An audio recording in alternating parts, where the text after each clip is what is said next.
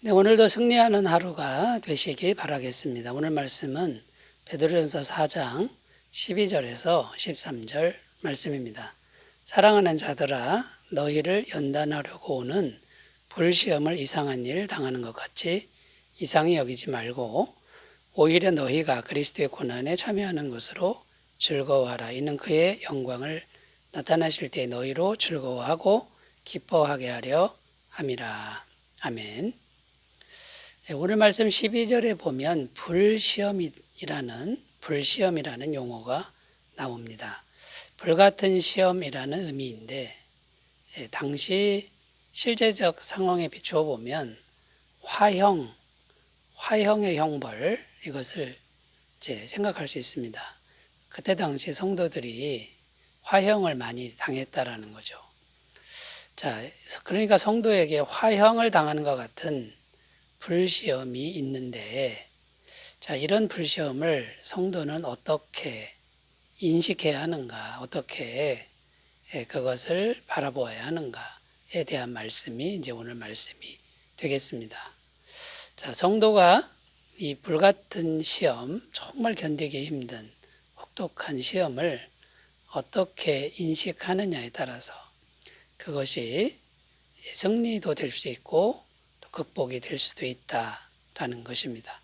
자, 첫 번째, 성도가 불같은 시험을 어떻게 인식해야 되냐면요, 연단과 정화를 위한 하나님의 선물로 인식해야 한다. 연단과 정화를 위한 하나님의 선물로 인식해야 한다라는 겁니다. 12절 읽겠습니다. 사랑하는 자들아, 너희를 연단하려고 오는 불시험을 이상한 일을 당하는 것 같이 이상히 여기지 말고. 여기 보면 불시험의 의미를 설명하고 있는데, 그 의미가 뭐냐면 너희를 연단하려고 오는 불시험이다. 연단이라는 이런 목적이 나오고 있는데요. 연단이라는 의미는 깨끗하고 강해지는 것을 의미합니다. 성도가 깨끗해지고 강해지려면 반드시 고난이 있어야 한다. 이런 의미가 되는 겁니다. 그러니까 정말 불같은 시험, 이런 고난인데 참 받아들이기가 힘들죠. 그러나 우리를 깨끗게 하고 또 강하게 하는 하나님의 선물의 손길이다. 이렇게 받아들여야 한다라는 겁니다. 자, 고난이 있어야 세상 더러움으로부터 우리가 멀어지게 되죠. 욥기서 23장 10절입니다. 그러나 내가 가는 길을 그가 아시나니 그가 나를 단련하신 후에는 내가 순금같이 되어 나오리라. 여러분, 순금은 하루아침에 되는 게 아니죠. 여러 번 연단의 과정과 단련의 과정이 있어야 순금이 되는 거 아니겠습니까? 그러니까 고난이 왔을 때 나를 연단하는 하나님의 선한 손길이다, 이렇게 생각을 하라는 겁니다. 레이튼이라고 하는 주교님은 이렇게 말했다고 합니다. 고난은 감미롭고도 겸손하게 우리의 마음을 순결하게 하고 죄와 세상으로부터 멀어지게 한다. 여러분, 고난이 없이는 세상 더러움, 또 세상의 찢기, 이것이 깨끗해질 수가 없다라는 것, 이것을 우리가 꼭 기억하셨으면 좋겠습니다. 또 고난이 있어야 말씀의 의미를 우리가 더 깊이 깨닫게 된다라는 겁니다. 고난이 없으면 말씀의 깊이가 깊어질 수가 없습니다. 아주 얄팍한 신앙 수준에 머물 수밖에 없다라는 거죠. 시편 119편 71절, 고난당한 것이 내게 유익이라 이로 말미암아 내가 주의 윤례들을 배우게 되었나이다. 자, 주의 말씀을 진짜로 제대로 배우는 건 고난당하는 것이다. 고난 없이는 말씀의 깊이를 알 수가 없다, 이런 의미가 됩니다. 일본의 베스트셀러 작가, 유명한 작가 중에 미우라 아야코라는 여자분이 있습니다. 자, 이분은 태어날 때부터 참 힘들게 태어난 분이고 수많은 병치료를 했죠. 태어날 때 탯줄이 목에 감겨서 가사 상태로 태어난 인물이고요. 자라면서 수많은 병을 앓았는데 폐결핵과 척추, 질병과 직장암, 뭐 이것뿐만 아니라 굉장히 많은 병을 앓고 살아가고 있는 그런 분인데, 많은 사람들이 너 예수 믿는데 왜 그렇게 병이 많으냐, 이런 질문을 많이 들었다라는 겁니다. 이분이 병을 앓지 아니하면 이라는 글을 썼는데요. 그 질문에 대한 왜 믿는데 병이 있느냐라는 것에 대한 제 답변서라고 할 수 있습니다. 거기에 이렇게 적혀 있습니다. 병을 앓지 아니하면 드릴 수 없는 기도가 있고, 병을 앓지 아니하면 믿을 수 없는 기적이 있으며, 병을 앓지 아니하면 들을 수 없는 거룩한 말씀이 있다. 병을 앓지 아니하면 가까이 나아갈 수 없는 성소가 있고, 병을 앓지 아니하면 바라볼 수 없는 거룩한 얼굴이 있으며, 더더욱 나는 고통하지 아니하면 인간이 될 수 없다. 이 미에로 아야코 여사는 병을 앓았기 때문에 하나님의 말씀의 깊이가 더해졌고, 그 다음에요, 비로소 인간다운 인간이 되었다, 이렇게 고백하고 있는 겁니다. 따라서 성도인 우리는 고난이라고 하는 것을요, 우리를 깨끗게 하고 강하게 하는 하나님의 선물로 인식하는 것이 맞다라는 거고 바람직하다라는 겁니다. 히브리서 12장 11절 무릇 징계가 당시에는 즐거워 보이지 않고 슬퍼 보이나 후에 그로 말미암아 연단받은 자들은 의와 평강의 열매를 맺느니라. 그러므로 여러분, 어떤 고난 중에 있습니까? 지금 슬퍼 보이고 또 즐거워 보이지 않습니다만 하나님의 의와 평강의 열매를 주시는 과정임을 꼭 믿으셨으면 좋겠습니다. 자, 두 번째, 성도가 고난을 어떻게 인식해야 하는가? 두 번째는요, 성도의 고난은 지극히 정상적인 것으로 인식해야 한다라는 겁니다. 12절을 다시 읽겠습니다. 사랑하는 자들아, 너희를 연단하려고 오는 불시험을 이상한 일 당하는 것 같이 이상히 여기지 말고.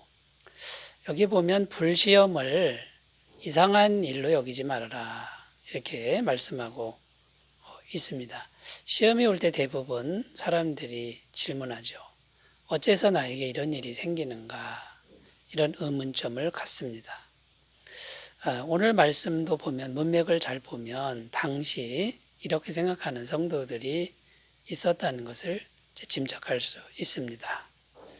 그리고 당시에 그 고난을 당하던 성도들뿐만 아니라 오늘날 우리들에게도요, 고난이라고 하는 것은 시도 때도 없이 찾아오게 되죠. 자, 그럼 우리도 왜 나에게 이런 일이 생기는가? 이런 질문을 하게 된다라는 겁니다. 그런데 고난이라고 하는 건 이 세상을 살 동안에는 정상적인 것이다, 당연한 것이다, 이런 의미가 됩니다. 왜냐하면 이 세상은 죄로 물들어 있고, 그리고 죄가 있으면 그 뒤에 마귀가 역사하고 있기 때문이다라는 겁니다. 그래서 성도에게 있어서 이 죄와 마귀는 피해갈 수 없기 때문에 진짜 성도일수록 고난이 있다라는 겁니다. 디모데후서 3장 12절 무릇 그리스도 예수 안에서 경건하게 살고자 하는 자는 박해를 받으리라. 그러니까 예수님 따라 경건하게 살려고 하면 할수록 마귀가 가만히 두지 않는 거죠. 사도행전 14장 22절 제자들의 마음을 굳게 하여 이 믿음에 머물러 있으라 권하고, 또 우리가 하나님의 나라에 들어가려면 많은 환난을 겪어야 할 것이라 하고.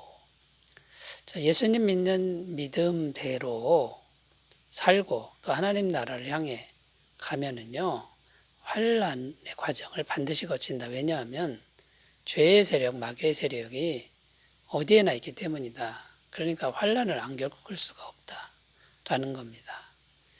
마귀는 예수님을 미워하기 때문에 예수님 믿는 성도도 계속 미워한다라는 겁니다. 요한복음 15장 18절 19절 세상이 너를 미워하면 너희보다 먼저 나를 미워한 줄을 알라.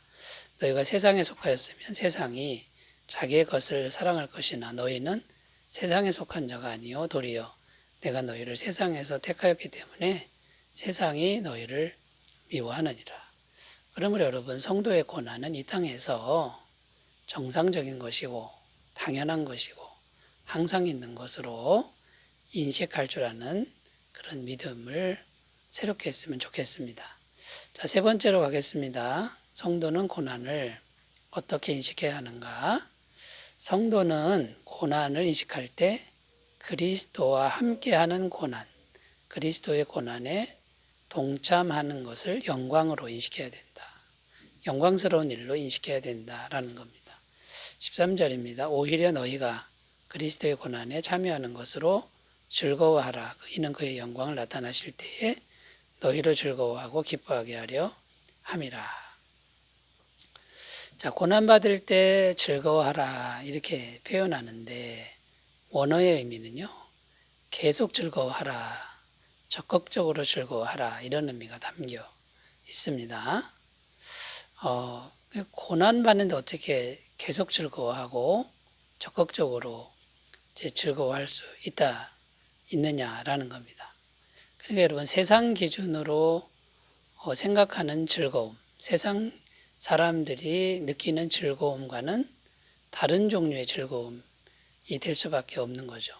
세상 사람들은 세상의 것을 많이 얻는 데서, 많이 쌓는 데서 즐거움을 얻는다 그러면 진정한 성도는, 참 성도는 그런 즐거움이 아니라 내가 고난받음으로 그리스도와 내가 함께하는구나, 그리스도의 고난에 내가 동참하는구나, 여기에서 오는 즐거움, 보람이라는 것입니다. 여러분, 세상 관점에서 이 즐거움을 생각하면 안 된다라는 것이죠.